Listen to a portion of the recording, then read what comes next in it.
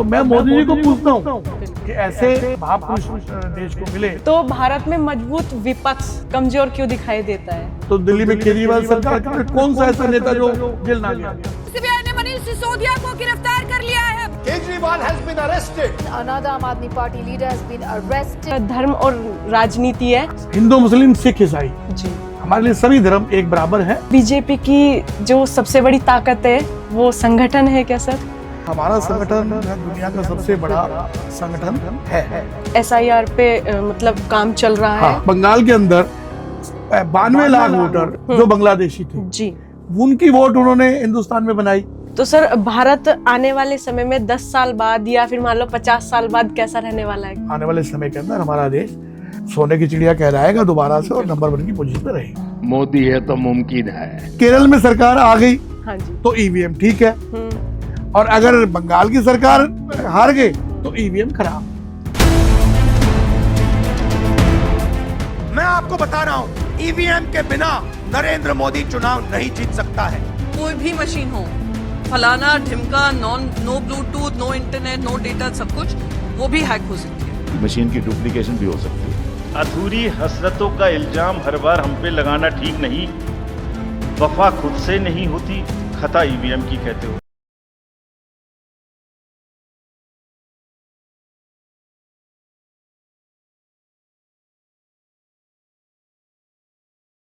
नमस्कार दोस्तों, स्वागत है फिर से आपका हमारे चैनल पर। तो आज हमारे साथ जुड़ चुके हैं सुरेंद्र चौधरी जी, लोकसभा प्रभारी ओबीसी मोर्चा दिल्ली प्रदेश से।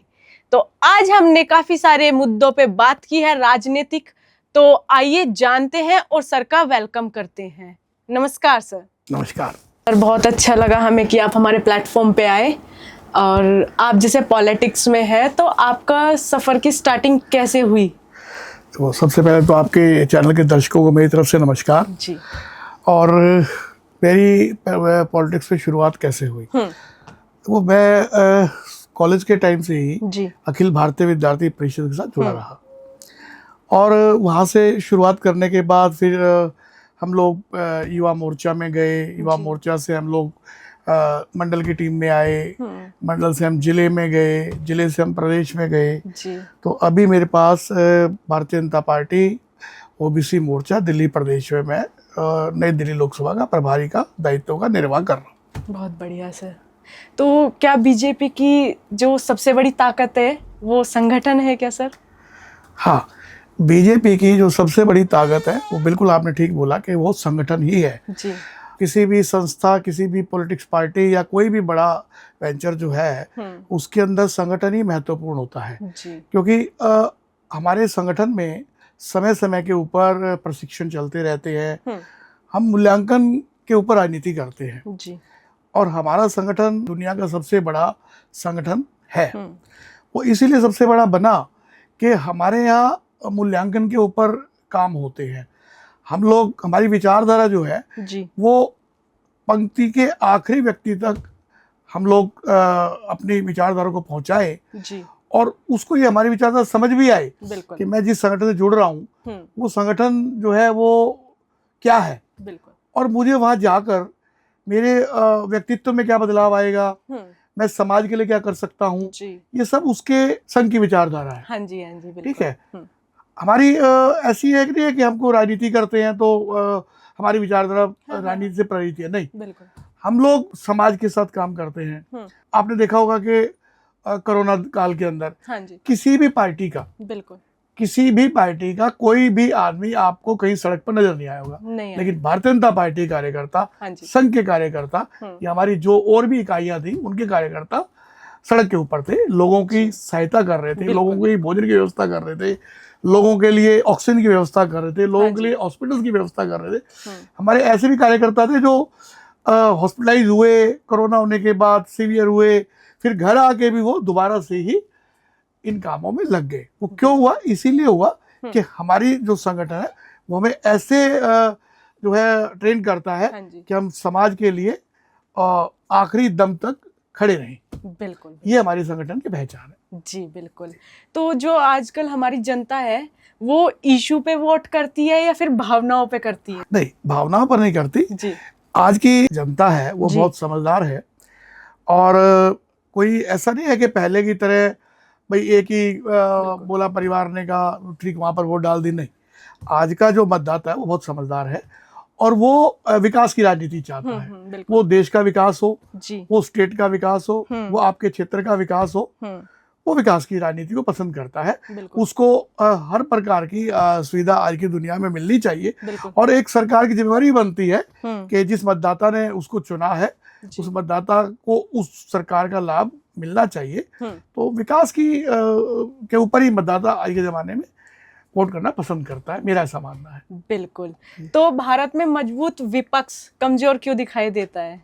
विपक्ष कमजोर क्यों दिखाई देता है? जी विपक्ष के पास ना तो कोई विचारधारा है, जी ना कोई उनके पास कोई मुद्दे हैं, ना उनके पास कोई संगठन है। हमारे खिलाफ कुछ है ही नहीं उनके पास। जी बिल्कुल। क्यों? कि वो भ्रष्टाचार में लिप्त रहे। हाँ जी हमारे यहाँ भ्रष्टाचार का कोई मुद्दा ही नहीं है, क्योंकि हमारे जो आदरणीय भाई नरेंद्र भाई मोदी जी हमारे प्रधानमंत्री हैं, जी उनका स्पष्ट है बिल्कुल। कि भाई हमने समाज की राजनीति करनी है, हम्म, हमें भ्रष्टाचार की तरफ नहीं देखना है, हमें समाज को विकसित करना है। समाज के अंदर जो है जितने भी हमारे विकास के कार्य वो नीचे तक पहुंचाने हैं। तो बिल्कुल हमारे यहाँ कोई मुद्दा ही नहीं है तो करेंगे कहाँ से राजनीति? जी विपक्ष के पास कहाँ से मुद्दा आएगा? क्योंकि हमको ऐसा काम ही नहीं करते। बिल्कुल। हमारे नेता जो है समय देते हैं हम्म, समाज के लिए, पार्टी के लिए और राजनीति के लिए, और उनको कोई लालच नहीं होता किसी प्रकार का कि भाई मेरे को तो ये बनाना है, वो नहीं।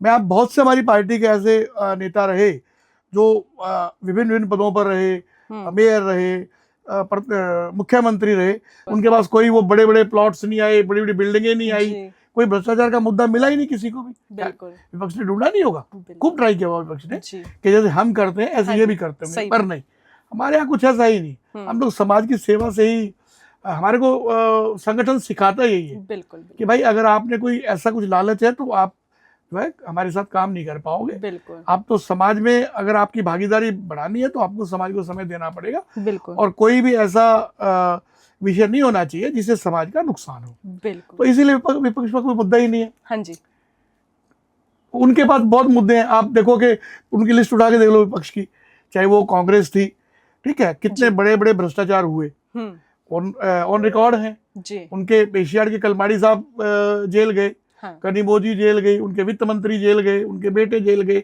अगर हम दिल्ली सरकार की बात करते हैं तो दिल्ली में केजरीवाल सरकार के अंदर कौन सा ऐसा नेता जो जेल ना गया हो? सही बात है। अभी भी शराब मुद्दे के अंदर बिल्कुल जेल जाने की तैयारी है, क्योंकि उनकी राजनीति ऐसी रही। बिल्कुल बिल्कुल उनके जो नेता थे या उनके जो सीनियर नेता थे, सीएम थे या और कोई जो भी उनके संगठन के नेता है, उनका मुद्दा ही एक था कि हम कैसे अपने को बढ़ा सके, अपने परिवार के लिए हम क्या कर सके, बिल्कुल अपने रिश्तेदारों के लिए हम क्या कर सके। हमारे यहाँ ऐसा कुछ नहीं है। बिल्कुल हमारे यहाँ अगर कोई रिश्तेदार भी नेता के पास जाता है हाँ तो स्पष्ट मना कर देता है कि भाई सिस्टम में आओ, जैसा सबके लिए ऐसा आपके लिए।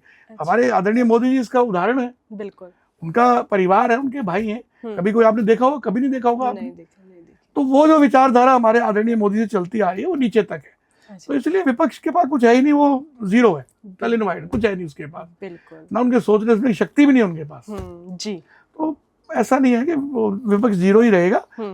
और हमारे काम इतने अच्छे हैं तो वो जो है हमारे कामों को देख देख के ही वो जो है कुछ कर नहीं पाएंगे। उन्होंने कुछ किया ही नहीं, सही तो अब क्या करेंगे?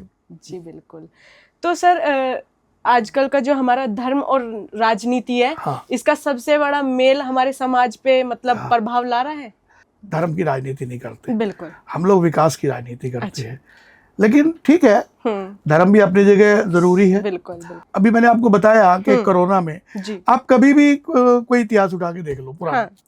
आपको जितने भी भंडारे, जी जितने भी धार्मिक अनुष्ठान या जितने भी मंदिरों के अंदर धार्मिक अनुष्ठान है, वो भारतीय जनता पार्टी का कार्यकर्ता आपको उसमें शामिल मिलेगा। बिल्कुल वो तन मन धन से ही जी समाज की सेवा करता है। हाँ जी तो कहीं ना कहीं ठीक है, धर्म भी राजनीति से जुड़ा है, ऐसा नहीं कि नहीं जुड़ता, लेकिन हम धर्म की राजनीति नहीं करते हैं। अच्छा। हमारे लिए सभी समाज के आदमी बिल्कुल हमारे लिए जरूरी है। वो किसी भी धर्म से आते हो, हाँ जी हमें उससे कुछ वो नफरत नहीं है। बिल्कुल बिल्कुल हिंदू, मुस्लिम, सिख, ईसाई, जी हमारे लिए सभी धर्म एक बराबर है बहुत और बढ़िया। सभी धर्मों के लिए हमारी सरकार जो है एक मत से उनके साथ है। तो सर जैसे अभी करंट में SIR पे मतलब काम चल रहा है, हाँ। तो उसके लिए आप बताएंगे कुछ? हाँ, देखो SIR का जो मुद्दा है, हमने कई स्टेटों में जहाँ चुनाव हुए वहाँ SIR होने के बाद चुनाव हुए। बिल्कुल। बिहार में हुआ, हाँ जी। अभी आपका एग्जांपल हाँ बंगाल जी, में हाँ जी, हुआ। बिल्कुल।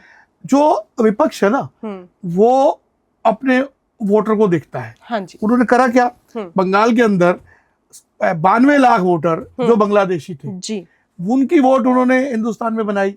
और उन्होंने जीतने के लिए एक ये फार्मूला अपना लिया कि नकली वोट बनाना, दूसरे देश वालों का जो है वहां पर लाके उनके वोट बनवा के और अपने को जिता के और आपने सीएम पद लिया। बिल्कुल। तो बंगाल में प्रूव हुआ कि भाई 92 लाख ऐसा वोटर था जो कि इस देश का ही नहीं था, तो उनको बाहर किया गया वोटर लिस्ट से।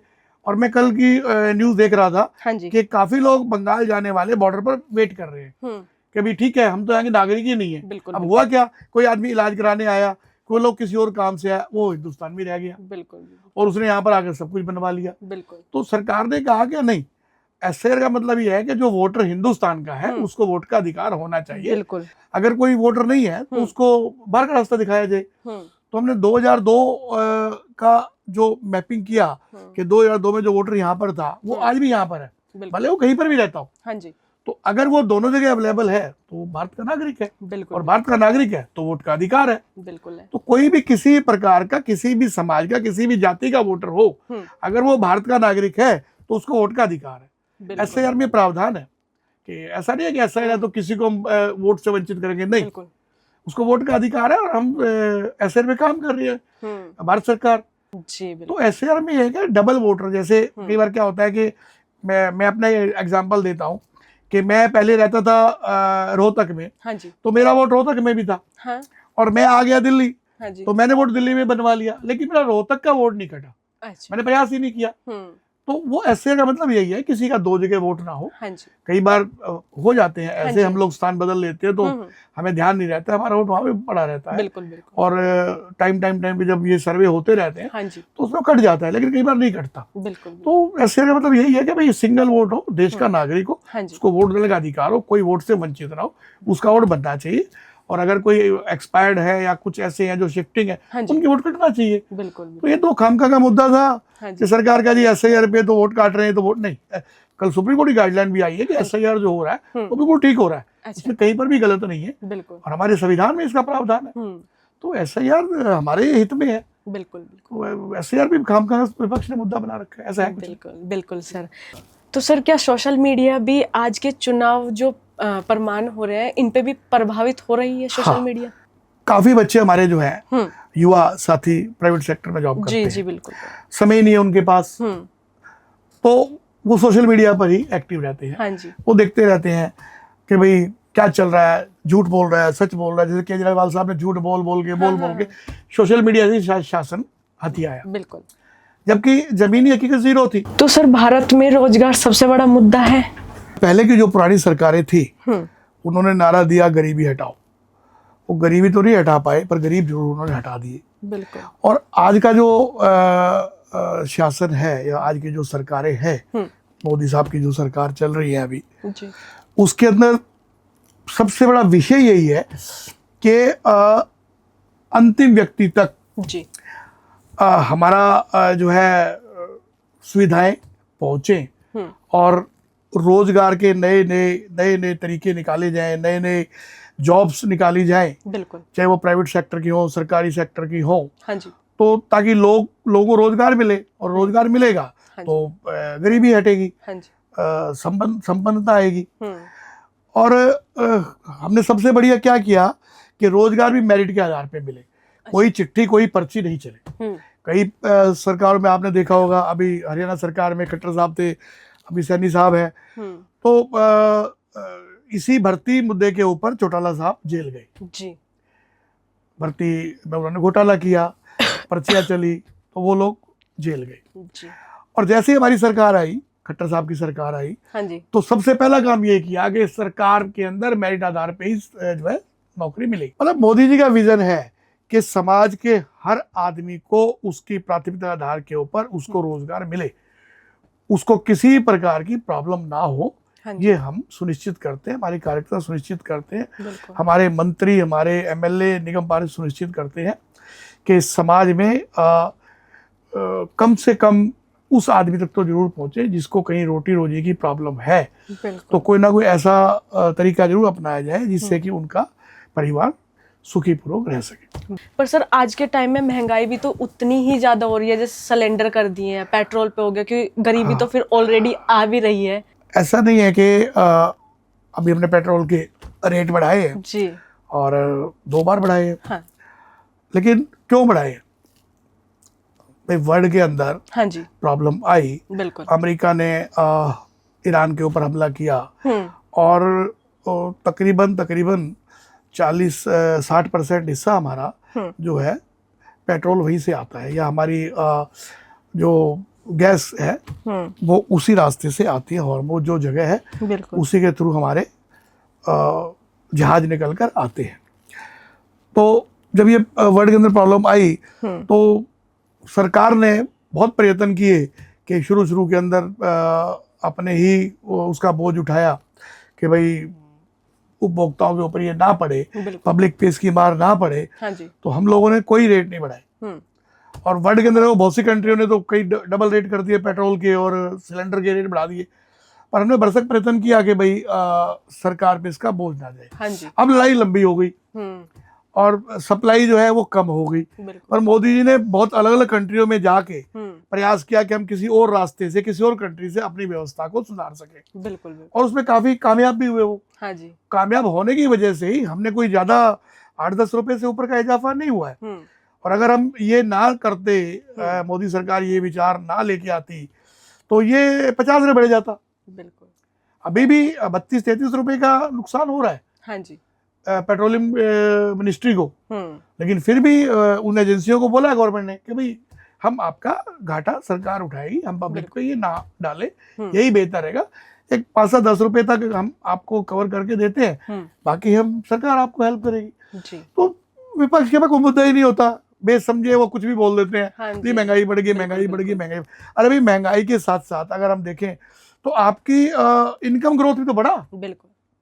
अगर हम देखें पहले किसी आदमी की तनख्वाह 15-20 हज़ार होती थी, आज मुझे लग रहा है कि 40 हज़ार की तनख्वाह ही नहीं है किसी की भी। सही बात। तो अगर आपका लाइफस्टाइल बड़ा है, आपने अपने को ग्रो किया है, अपने लाइफस्टाइल को ग्रो किया है, तो नेचुरल है कि आपको खर्चा तो करना पड़ेगा। बिल्कुल। तो सर भारत आने वाले समय में 10 साल बाद या फिर मान लो 50 साल बाद कैसा रहने वाला है? इस देश का सौभाग्य था हाँ जी। इनको मोदी जी जैसा प्रधानमंत्री मिला। बिल्कुल। अगर ये सरकारी हिसाब से चल रही थी, जिस हिसाब से देश को लूट रही थी, कई लाखों करोड़ के घपले कर रही थी अपने परिवारों के लिए, तो ये देश जो है कंगाल घोषित हो जाता। जी बिल्कुल। लेकिन प्रभु है और सबके लिए है। हाँ जी। तो इस देश के लिए प्रभु ने एक ऐसे, मैं तो उनको युग पुरुष बोलता हूँ कि ऐसे एक व्यक्ति को देश चलाने का जिम्मा दिया जिसका एक ध्येय एक ही है कि मेरा देश आगे कैसे बढ़ेगा। जी बिल्कुल।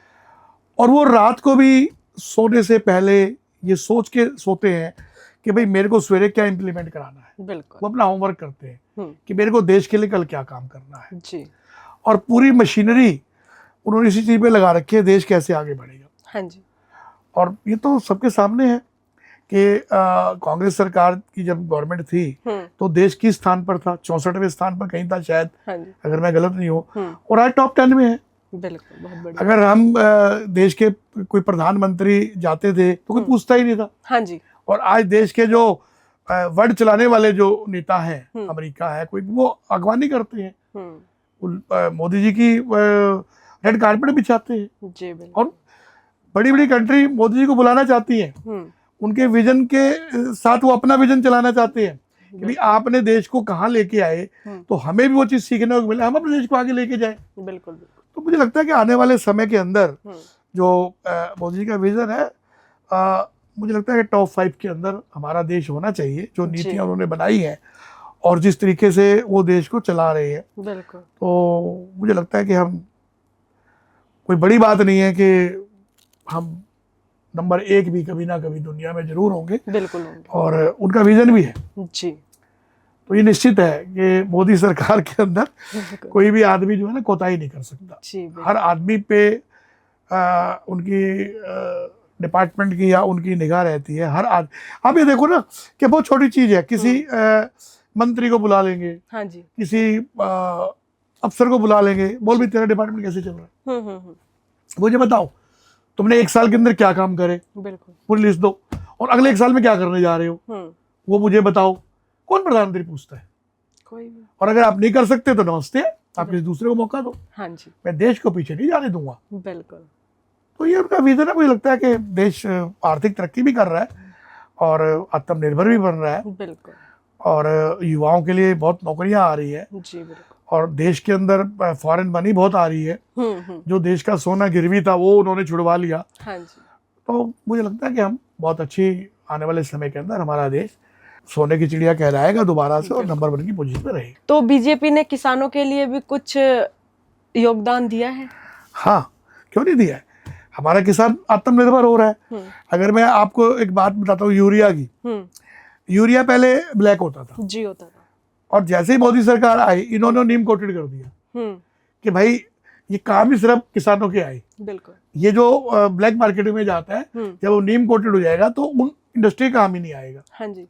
तो नीम कोटेड होने से समय से किसान को यूरिया मिल रहा है, और उसकी जो है खेती जो है वो फसल अच्छी हो रही है, बिल्कुल। और फसल अच्छी होने से ही वो समय से जो है मार्केट में जाके बेच देता है। बिल्कुल। और मार्केट में बेचने का भी तरीके उन्होंने कई चेंज करे हाँ जी। कि भी कोई भी कहीं पर भी अपनी फसल को बेच सकता है। बिल्कुल। कोई बाउंडेशन नहीं है कि वो किसी बनिए को बेचेगा, नहीं, सरकार ने अपने ही आउटलेट खोले हुए, अब वो जाके बेचाओ, तुरंत पैसा लो। जी। जबकि पहले किसान क्या करता था, पहले किसानों में पैसे नहीं होते थे, हाँ जी। और वो उधार लेके आता था मार्केट से, उससे अपनी फसल को बोता था, फिर अपनी फसल उसी को बेच देता था, और वो इंटरेस्ट लगा अपने पैसे काट लेता था, और बाकी के 2 महीने बाद देता था। बिल्कुल। तो किसान उसके बाद जाने के लिए मजबूर था। लेकिन जब मोदी सरकार आई तो सबसे पहले किसान क्रेडिट कार्ड बनाया गया बिल्कुल कि आप किसी बात जाने की जरूरत नहीं है। हाँ। आपकी जमीन के आधार पे आपको हमने क्रेडिट कार्ड बना दिया, 2 लाख 4 लाख 6 लाख 8 लाख, जैसे उसमें जमीन थी। बिल्कुल बिल्कुल। क्योंकि बनाया इसलिए गया कि अगर मेरे पास 2 एकड़ जमीन है तो 2 एकड़ का ही पैसा चाहिए ना मेरे को। जी बिल्कुल। तो मुझे उतना ही पैसा मिले ताकि मैं अपना काम उससे चला सकूं। इतना ज्यादा भी ना मिले कि मैं उसको किसी और मद में खर्च करूं और मैं उतार ना पाऊं। तो किसान क्रेडिट कार्ड बनाया गया कि भाई आपको किसी बात जाने की जरूरत नहीं है, आप किसान क्रेडिट कार्ड से पैसे लो, अपनी फसल बो, और फसल बेच के आप फसल कहीं बेचो, बिल्कुल, जहाँ आपको रेट ज्यादा मिलता है खुली मार्केट में बेचो। आपको लगता है कि रोहतक की मंडी में कम है तो अपने लगी मंडी में बेचाओ। हाँ जी। ऐसा नहीं है कि आप मजबूर हो उसी को बेचने के लिए जिससे आपने पैसे लिए, और किसान कार्ड की किस्त भर दो, अपना पैसा अपनी जेब में डाल लो। तो सर जैसे चुनाव होते हैं तो एक पार्टी हार जाती है तो उसके बाद उनके मन में एक ये रहता है कि मतलब इन्होंने तो कुछ स्कैम कर दिया। हाँ, देखो विपक्ष जो है ना, वो किसी भी सेंटर का विपक्ष हो या स्टेट का विपक्ष हो, दिल्ली में आम आदमी सरकार थी, हाँ। ठीक है ना, और कांग्रेस की सरकार थी। अभी अगर वो लोग जीत जाते हैं बिल्कुल किसी स्टेट में तो ईवीएम ठीक है, हाँ ठीक है, ईवीएम तो चुनाव आयोग की है, कोई सरकार की तो है नहीं, और चुनाव आयोग का काम है निष्पक्ष चुनाव करवाना, बिल्कुल, कभी किसी के दबाव में नहीं आता जी, और आना भी नहीं चाहिए, क्योंकि वो देश के लिए काम कर रहा है, किसी सरकार के लिए काम नहीं कर रहा जी। तो इनका ना दोहरा मत है विपक्ष का, वो किसी भी पार्टी का विपक्ष हो, कैसे दोहरा मत है कि केरल में सरकार आ गई, हाँ जी, तो ईवीएम ठीक है, और अगर बंगाल की सरकार हार गए तो ईवीएम खराब है। अच्छा। तो बोलते ही बैलेट से चुनाव कराए जाए। हाँ। भाई अगर हम बैलेट की तरफ चलते हैं, अगर हम बैलेट के समय, क्योंकि देखो मेरा तो जीवन राजनीति में निकल गया, बिल्कुल, मैं युवावस्था से राजनीति में था, तो मैंने बैलेट वाले चुनाव भी देखे हैं, काउंटिंग भी देखी है, चुनाव करवाए भी हैं, और बहुत सी स्टेटों के अंदर मैं चुनाव करवाने भी गया हूँ। अच्छा, अलग अलग स्टेटों में पार्टियों में भेजती है चुनाव करवाने के लिए। तो बैलेट के चुनाव में समय लगता था, पहले मतपत्र को सीधा करो, ठीक है, उसके बाद फिर मतपत्र में क्या होता है, जब वो ठप्पा लगाता है शायद किसी दूसरे मतपत्र में चली जाती थी। अच्छा। तो उस पर ऑब्जेक्शन लगते थे कि इनवैलिड हो गया जी, शाही फैल गई जी। कई बार जब स्टैंप लगाता था तो मतदाता जो है तुरंत फोल्ड कर देता था, तो वो शाही फैल जाती थी। जी तो ऐसे वोट की गिनती में बड़ी प्रॉब्लम क्रिएट होती थी, बिल्कुल। मतपत्र जो है इनवैलिड हो जाते थे। और कई बार होता क्या था कि ये जो इलेक्शन माफिया है, जो बाहुबली अपने को बोलते हैं, हाँ। ये बाहुबली जानबूझ के मतपत्र को ऐसा डाल देते थे स्टैंप लगा के कि वो इनवैलिड आ जाए, अच्छा हाँ, और हम जीत जाए। तो ईवीएम आने से चुनाव कितना इजी हो गया है कि हम किसी भी चुनाव का तुरंत उसी दिन रिजल्ट आ जाता है। पहले कई दिन गिनतियां होती थी, समय लगता था, कार्यकर्ता और सरकार का समय व्यर्थ होता था, बिल्कुल। प्रशासन की ताकत जो है व्यर्थ होती थी, देश का पैसा व्यर्थ होता था। हाँ। अब ईवीएम आने से इजी है, बिल्कुल सेम डे रिजल्ट है जिसका भी है, बिल्कुल। ठीक है गलत है वो भी सामने है। और ईवीएम जो है वो कहीं पे भी कभी उसके अंदर कोई, अब अभी भी चुनाव आयोग ने पीछे बोला था कि कहीं पर कोई उसमें ऐसी जगह ही नहीं है कि उसके अंदर कोई गड़बड़ हो सके। बिल्कुल। धन्यवाद सर, आपने हमारे लिए टाइम निकाला, आपका बहुत बहुत धन्यवाद। धन्यवाद।